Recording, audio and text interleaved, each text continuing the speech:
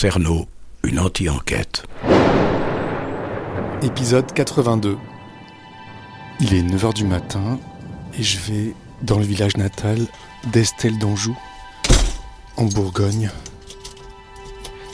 J'ai pris quelques affaires de rechange et une brosse à dents.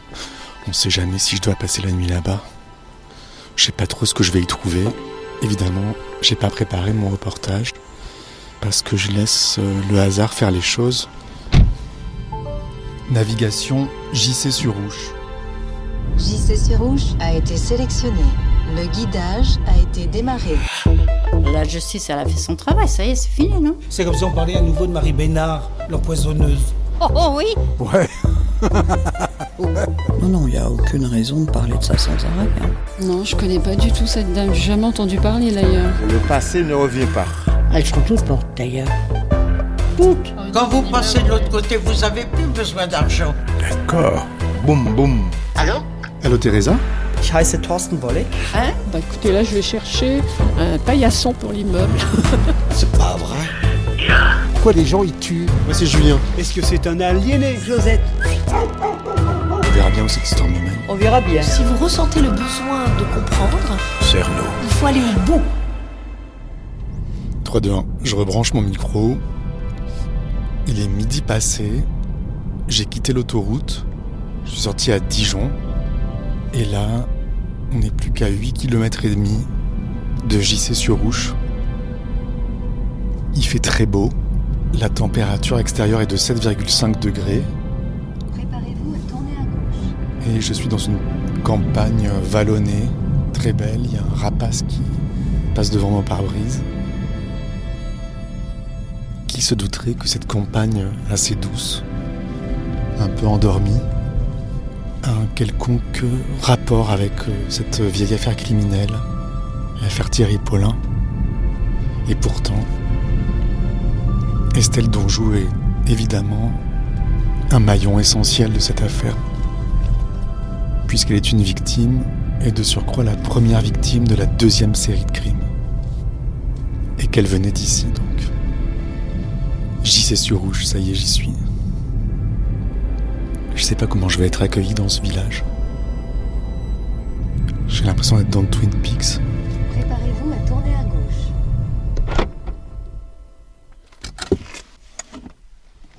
Il est 12h53, j'ai rien mangé.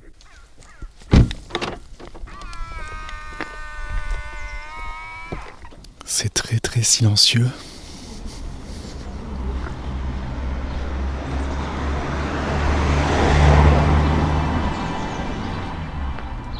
Il y a un coiffeur, Nuance Coiffure, qui est fermé.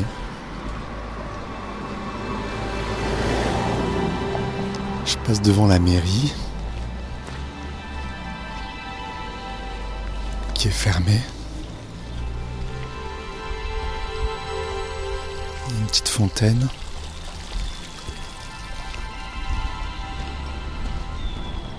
Et une église. Avec un petit cimetière. Je sais pas du tout où elle habitait, Estelle d'Anjou. Mais ce qui est sûr, c'est qu'elle est née ici, qu'elle a grandi ici. J'entre dans le petit cimetière. Derrière l'église. Pour voir s'il y a une tombe au nom de Billet, puisque c'était le nom de jeune fille d'Estelle d'Anjou. C'est tout petit, ça va aller vite. Fillon, Dupin, Jacton, Romanelli, Petit, Griffon, Miss Copin. Ça devait être il y a très très longtemps. Je pense qu'il n'y a plus de descendants dans le village. Famille Nuguet. La mère d'Estelle d'Anjou s'appelait Nuguet. Tout est effacé, j'arrive pas à lire. Mais ça doit être ses ancêtres. Il est 13h. Ah. Famille, billet, tiré, je sais pas quoi. Il y a un faux bouquet de fleurs fanées, défraîchies. Donc ça doit être ça. Ok, ben j'ai trouvé la tombe et maintenant me voilà bien avancé.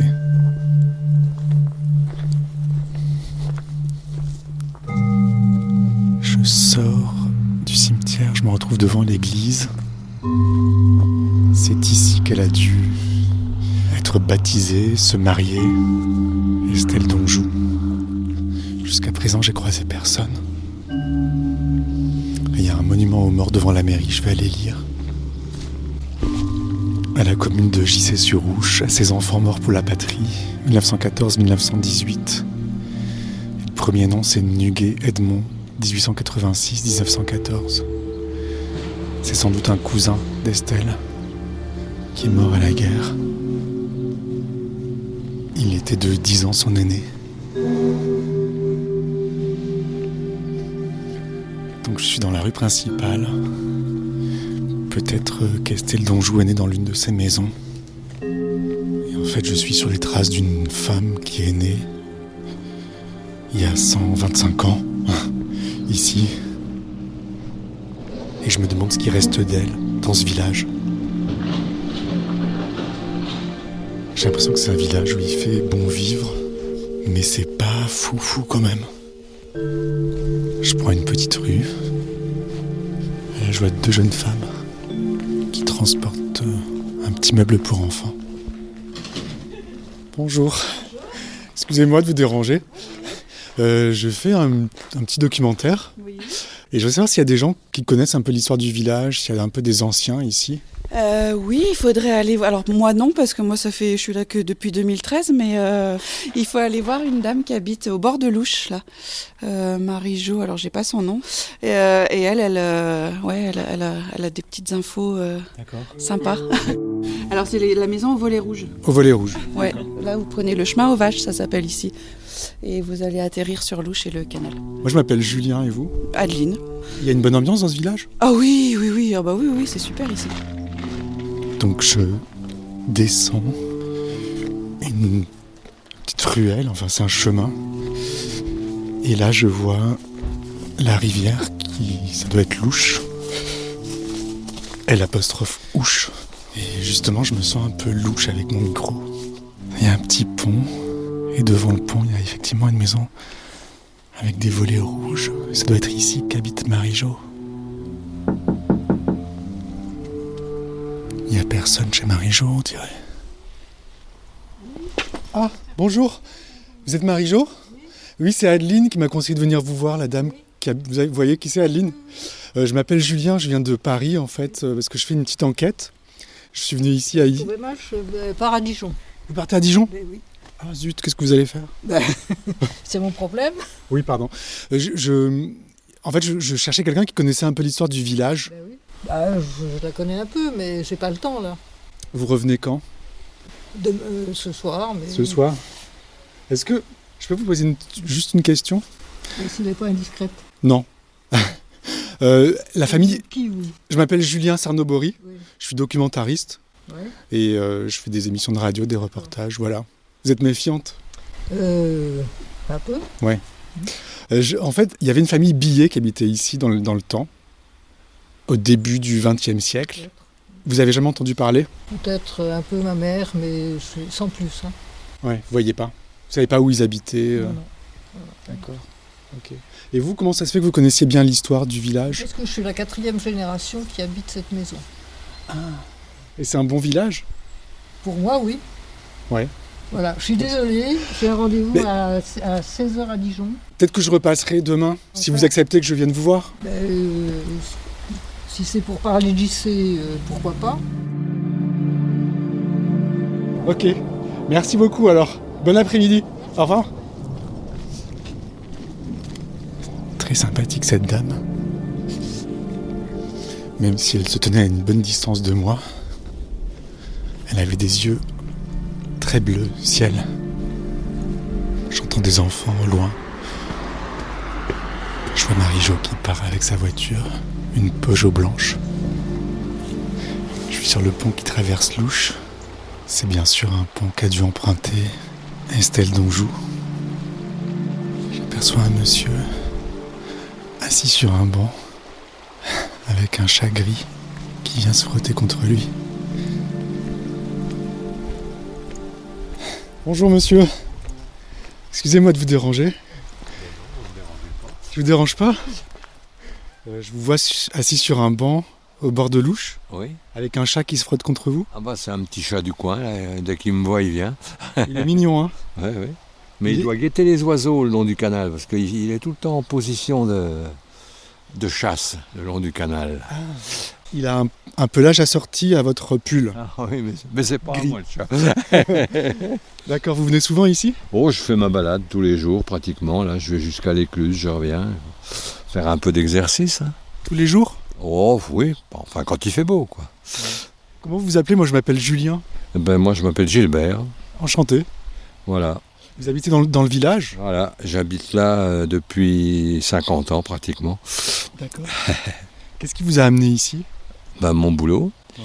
J'étais instituteur. J'ai été 14 ans à Sainte-Marie et 19 ans à Saint-Bernon, plus haut. Voilà, donc j'ai atterri là comme ça, puis j'y suis resté, m'y plaisait. C'est calme, c'est un joli coin. Hein. Ouais. Moi je suis un rural, hein. Mes parents étaient paysans. Habiter dans un appart, pour moi c'est abominable. Donc voilà, je suis resté, j'ai construit une maison et puis voilà, quoi, je vais y passer le reste de mes jours. Hein. Ouais. Puis voilà. J'ai atterri là après l'armée. Vous étiez tout jeune il y a 50 ans. Ah bah oui. Hein. J'avais 23 ans il y a 50 ans. Hein. Je vais avoir bientôt 74 là. Alors, je suis un baby boomer, moi. Je suis de 47. Voilà. Donc ça fait presque 20 ans que vous êtes à la retraite. Depuis 2003. Et comment vous vous occupez? Ben, j'ai un grand jardin et une passion pour les cartes. Je joue énormément au tarot. Et vous vous baladez un peu tous les jours? Ah ben oui. Et vous avez rendez-vous avec ce petit chat? Oh oui, je le vois de temps en temps. Les canards un peu plus loin, les hérons un peu plus loin. Enfin. Comment vous pouvez le décrire, ce village? Oh, bah c'est un petit village.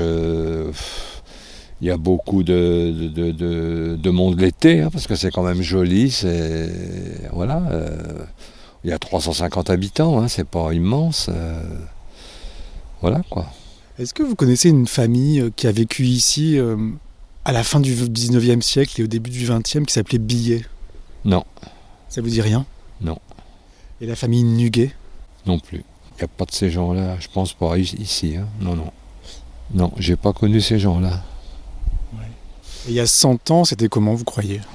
Alors ça, je sais pas. Évidemment, il n'y a plus personne pour nous dire. Bah, non.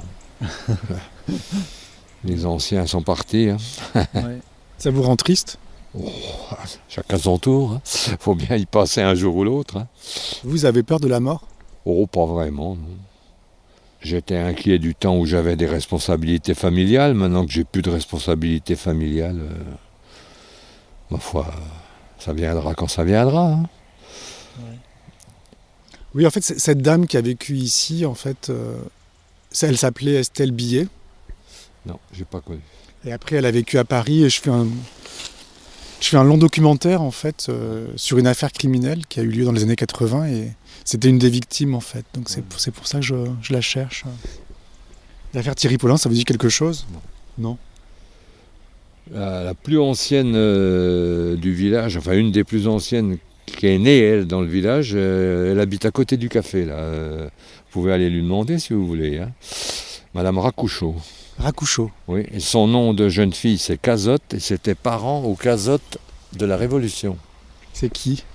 Bah, c'était un révolutionnaire, je ne sais pas exactement ce qu'il a fait, mais c'est la descendance de ce Cazotte qui a vécu pendant la Révolution, qui était une personnalité connue à l'époque de la Révolution. Et donc vous dites qu'elle habite près du café? Du café, là. La maison à gauche avec la porte voûtée, là, juste au-dessus. Là. Et son prénom, c'est? Colette. Ouais. Colette Racouchot. Ouais. Bon, je vais aller voir. Qu'est-ce que vous allez faire, vous? Oh, je vais rentrer chez moi, j'habite en montant la petite rue qui monte. Là. Je vais aller regarder quelques jeux de télé que j'aime bien, et puis ce soir, je vais jouer au tarot. Ah, super. Ça fait travailler le peu de neurones qui nous restent.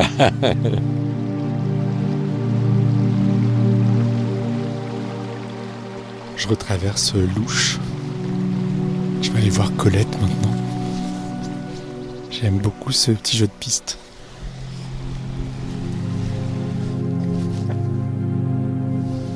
une Jaguar garée devant une vieille maison. Donc Gilbert, quand je lui ai parlé de Thierry Paulin, il n'a pas relevé. On est un peu loin de Thierry Paulin, ici. Et pourtant... Donc là, j'arrive devant la maison de Colette, je pense.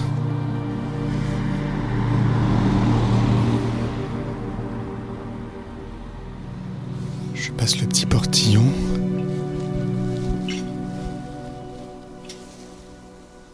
Colette Racouchot.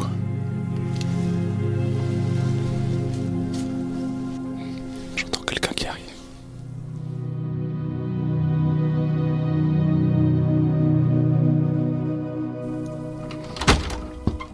Bonjour madame. Bonjour, vous êtes Colette ? Oui. Oui, c'est Gilbert, l'ancien instituteur, qui m'a conseillé de venir vous voir. À propos. Parce que je cherche quelqu'un qui connaît bien l'histoire du village. Je m'appelle Julien. Oui. J'ai fait un documentaire, je viens de Paris. Je suis venu ici pour voir le village et voir un peu à quoi il ressemble. Et on m'a dit que vous étiez né ici, etc. Oui. Ouais, voilà. Oui, c'est exact. Je vous dérange peut-être ? Non, mais entrez. Mais... Merci beaucoup. Il filait ses victimes jusque chez elle. C'est beau chez vous. C'est une maison très ancienne. Ah oui, certainement, parce que quand on voit des poutres comme ça, hein, oui, c'est vieux. Qu'est-ce que vous voulez faire ? Il les torturait pour leur faire avouer où elles avaient caché leurs économies. En fait, je cherche les traces d'une famille qui a vécu ici, je sais, à la fin du 19e siècle. J'ai une trace jusqu'en 1920. C'était la famille Billet. Mais oui, je crois que sur le cimetière, il y a un nom comme ça. Hein. Il y a une tombe, j'ai vérifié, qui est assez effacée. Tiens. Vous m'invitez à m'asseoir. Oui. Donc, c'est juste, pour vous, ça vous rappelle juste une tombe au cimetière ? Non, ça me rappelle plus que ça, mais je peux pas me Enfin, ça me rappelle pas. Je me souviens que mes parents en parlaient, mais je sais plus pourquoi vraiment. Vos parents vous parlaient des billets ? Pas à moi directement, si vous voulez. Ouais. Mais ça pouvait venir dans une conversation avec les anciens. D'accord. Donc la maman de cette Estelle Billet que je recherche s'appelait Nuguet. Oui. Vous voyez ce nom ? Oui, ah oui, Nuguet, oui. Nuguet. Un petit peu plus quand même. Mais pareil, j'essaye de me rappeler parce que c'est des souvenirs quand j'étais gosse. Nuguet, maman en parlait. Là, elle a dû les connaître. Oui.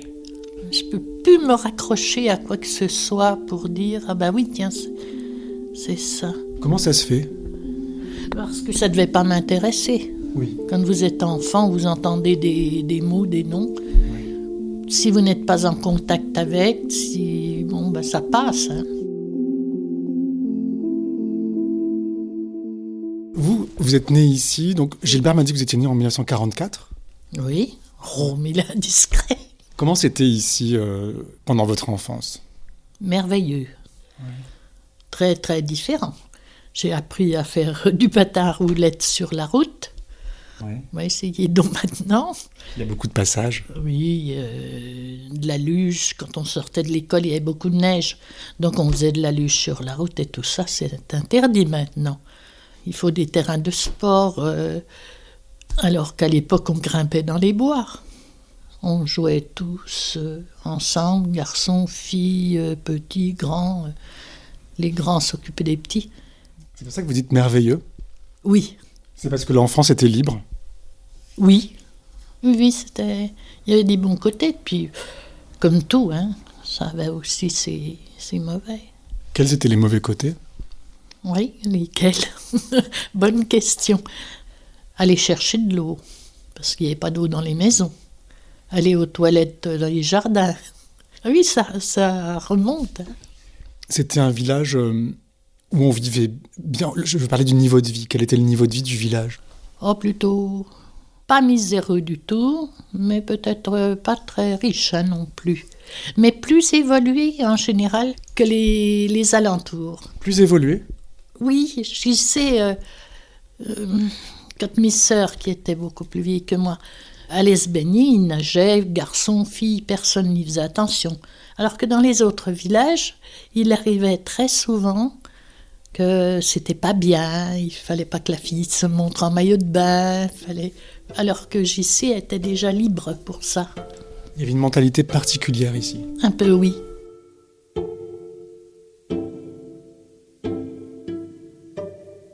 Vous étiez quel genre de petite fille? Je montais sur les arbres. Oh, beaucoup. Je vivais plus comme, on disait, un garçon manqué, mais c'est ça. J'étais pas la petite fille assise au coin du feu en train de coudre. Hein, non. Je connaissais chaque pierre de la colline. J'ai vu des scènes magnifiques. Donc souvent, je montais à 4-5 km dans les bois, à la tombée de la nuit de préférence. Et je me retrouve un jour comme ça, à la tombée de la nuit, dans les bois. Et j'ai entendu marcher, je savais que c'était des sangliers. J'avais reconnu le pas des sangliers. Puis ils venaient vers moi. Bon, je n'étais pas trop rassurée parce que c'est quand même pas toujours très sympa. Alors je suis grimpée sur un petit arbre. Et c'était une laie avec des petits.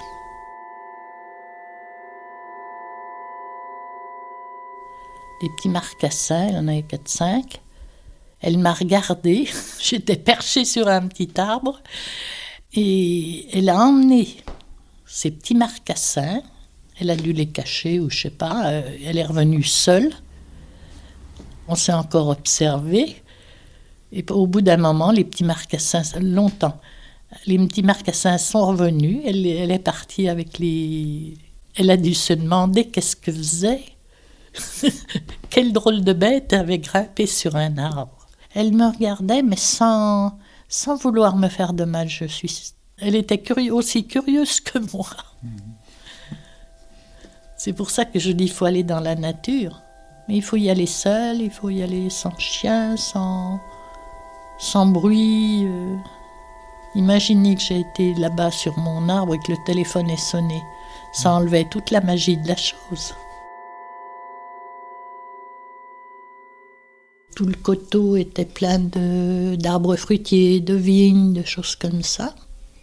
Les jeux, la beauté de la campagne, tout ça, j'adorais. C'est un peu le paradis, pour vous? Pour moi, ça a été le paradis. Ouais. Ah oui, un paradis perdu, mais un paradis quand même, je l'ai eu. Perdu à cause de quoi? Je trouve que la vie va trop vite. Tout va trop vite. Avant, c'était au rythme des gens, au rythme des chevaux. Et maintenant, c'est des engins. Regardez, vous sortez pas sans votre téléphone. Et moi, je me refuse au téléphone, comme ça, accroché autour de moi, parce que je veux ma liberté.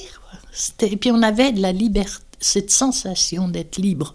Pas être attaché comme maintenant. Enfin, c'est ce que je ressens, donc... Comme je suis âgée, peut-être que ça ne va pas. Moi, je ne vois pas comment vous pouvez vous sentir libre actuellement. À cause de la technologie et tout ça? Ça, entre autres.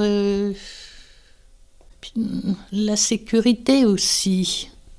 Comme on ne connaissait pas tout ce qui se passait, ou on voulait l'ignorer, on n'avait pas l'impression qu'il y avait tellement de mal autour de nous. Le mal n'existait pas? Si, quand même. Il ne faut pas exagérer, mais pas comme maintenant.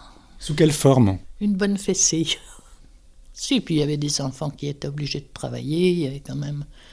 La nourriture on mangeait à peu près ce qu'il y avait, hein, à cette époque-là. Tous les jardins, tous les terrains qui sont là, étaient cultivés. Ça, moi, je m'en rappelle, le dernier jardin cultivé, c'est presque nous, avec mon mari, qui l'avons fait. Et quand il est décédé, j'ai arrêté. Vous êtes veuve? Oui. Attention, je vais pleurer. Hein. Ça, c'est... On a été 52 ans ensemble, déjà. Il vous manque? Oui. De se retourner pour parler, puis de dire « Ah ben non, c'est pas la peine que je parle, il n'y a personne. » C'est ça qui est terrible.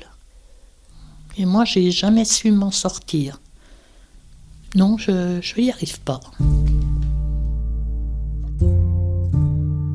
Quand vous dites « la vie va trop vite », j'entends aussi autre chose, c'est qu'elle passe trop vite. Ah ben les deux, oui. Et est-ce que quand vous pensez à votre enfance, est-ce que vous n'avez pas l'impression que c'est tout proche encore? C'est hier.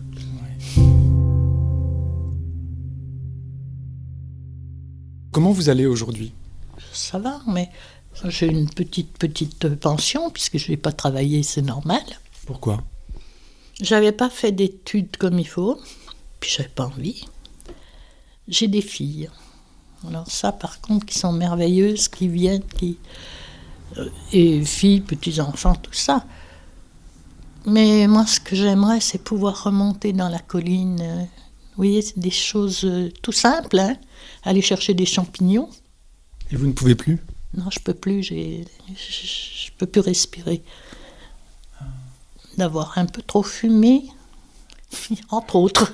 Oui, je me plains pas parce que je savais que la fumée n'était pas bonne. Mais je savais pas ce que ça faisait exactement. J'aimais monter au-dessus, pas au-dessus de cette colline-là, mais de l'autre. À la tombée de la nuit, pour regarder depuis là-haut le coucher de soleil, je trouvais ça magnifique. Être toute seule dans les bois à la tombée de la nuit, c'était formidable. Et ça me manque. Parce que des fois, je dormais pas la nuit, je grimpais dans la colline. Ah oui, mais... Vous voulez qu'on y aille ? Non, je peux plus. Vous pouvez plus ? Malheureusement. Non. Ah oui, j'aime la campagne, et ce qui me fait peur, c'est d'être obligée de partir un jour ou l'autre, parce que je ne pourrai plus y vivre. Donc ma santé ne me permettra plus, parce que mes chambres sont au-dessus. Monter un étage, il arrivera un moment donné où je ne pourrai plus. Donc il faudra que je quitte cette maison. Et moi, ça me fera beaucoup, beaucoup de peine de partir. Les gens s'occupent de vous ici ? Oui, il est revenu de nouveau des gens qui sont très gentils, qui vous parlent, même si vous ne connaissez pas. Il y a toute une chaîne de jeunes qui parlent aux vieux, parce qu'il y a eu une période où ils étaient poussés sur le côté. Oui. Mais ça n'est plus le cas. Ça vous fait du bien ? Oui, énormément. Ah oui.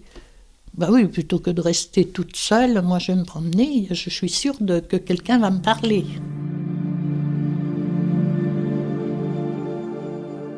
À 77 ans, la vieille dame n'avait aucun moyen de se défendre. Âgée, seule, et donc extrêmement vulnérable. Le mal existe.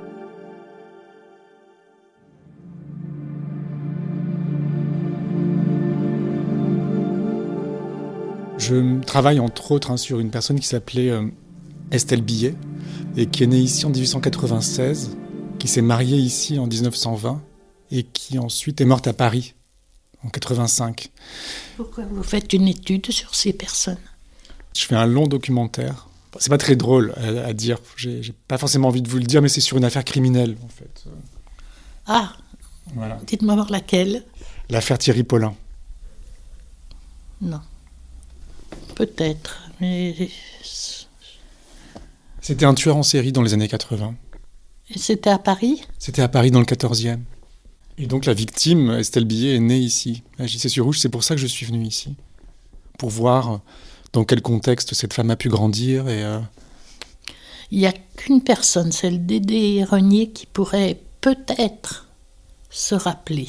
Il est un peu plus vieux que moi. Sa famille est de JC, il est né aussi. Oui. Et peut-être pourra-t-il vous en dire plus. Je vais vous y emmener. C'est vrai ? Oui. Ah, super.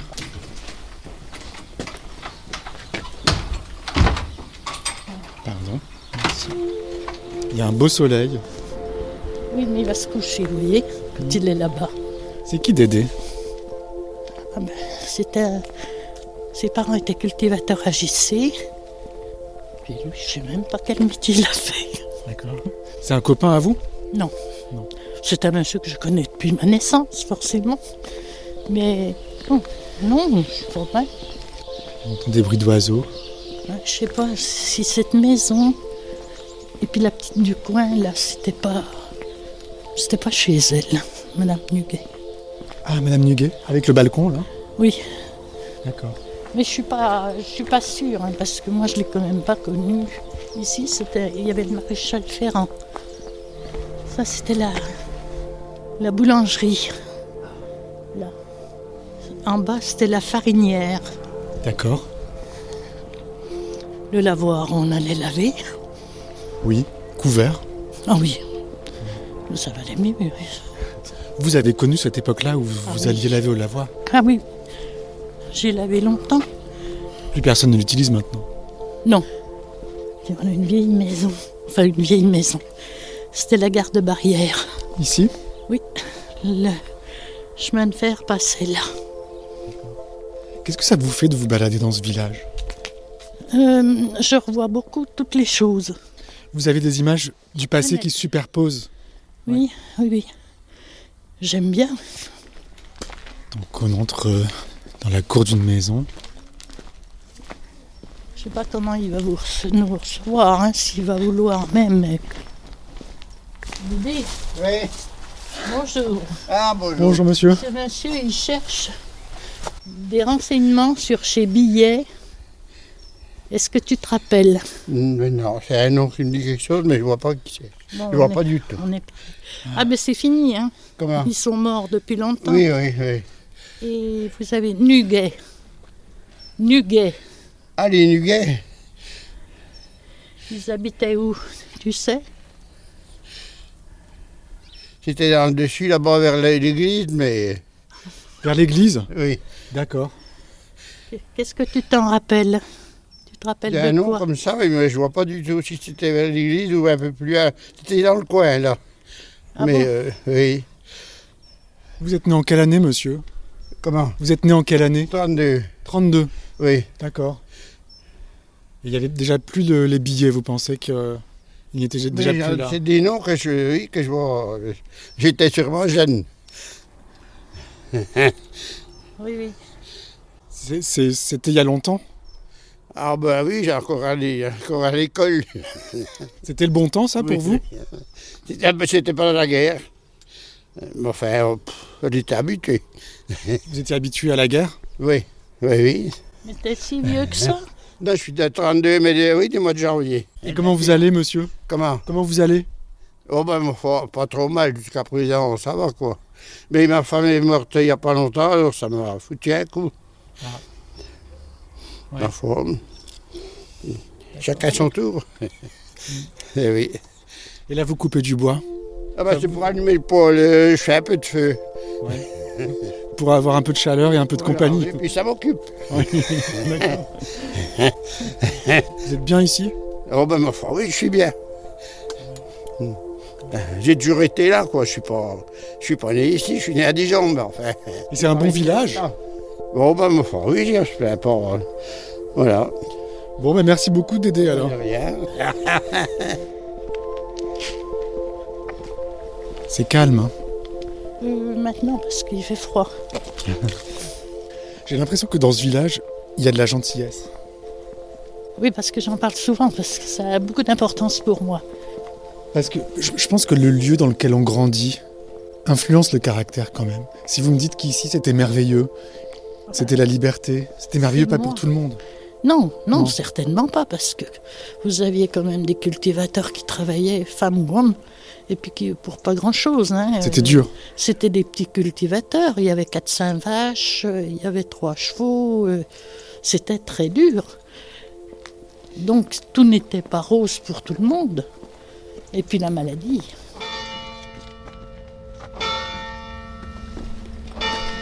J'ai l'impression quand je vous écoute, Colette, que le plus important c'est la liberté.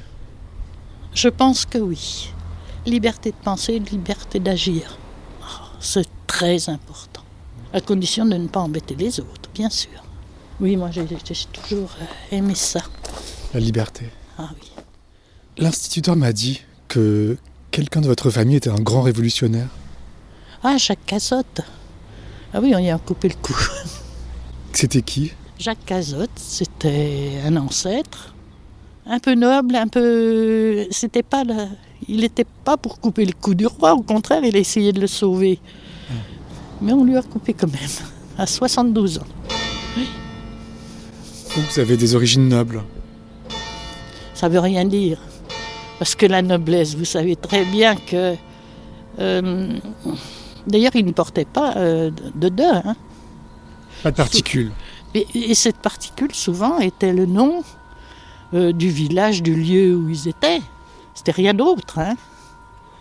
Et non, pas de particules. Vous êtes une noble ? Peut-être.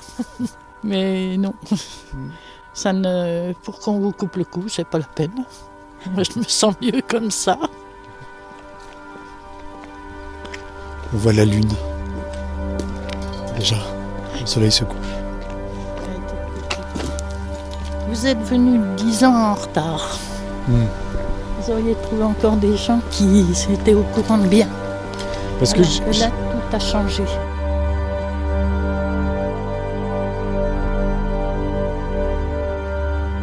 Merci Colette, bonne soirée. Peut-être que Estelle Billet ressemblait à Colette. Peut-être que c'était le même genre de femme. La nuit tombe. Il commence à faire sérieusement froid. À JC-sur-Ouche. Donc on sait où elle a terminé sa vie, Estelle Donjou. Et maintenant, on voit un peu dans quel décor elle a commencé. Donc je sens que j'ai pas fini mon enquête ici. Du coup, je reviendrai demain matin. Mais en attendant, je vais passer la nuit à Dijon. À suivre. Merci à Farah pour son soutien et ses conseils de montage, ainsi qu'à tous les contributeurs au Patreon de Cerno, grâce à qui ce podcast existe. La semaine prochaine, en exclusivité sur patreon.com/cerno, les contributeurs pourront, comme d'habitude, écouter un épisode bonus afin d'approfondir leur connaissance de l'affaire. Il sera question de la dernière chambre d'hôtel du meurtrier, Thierry Paulin, la chambre 17. Sinon, rendez-vous dans 15 jours pour l'épisode 83. Et d'ici là... Ne laissez pas traîner vos grands-mères. Cerno.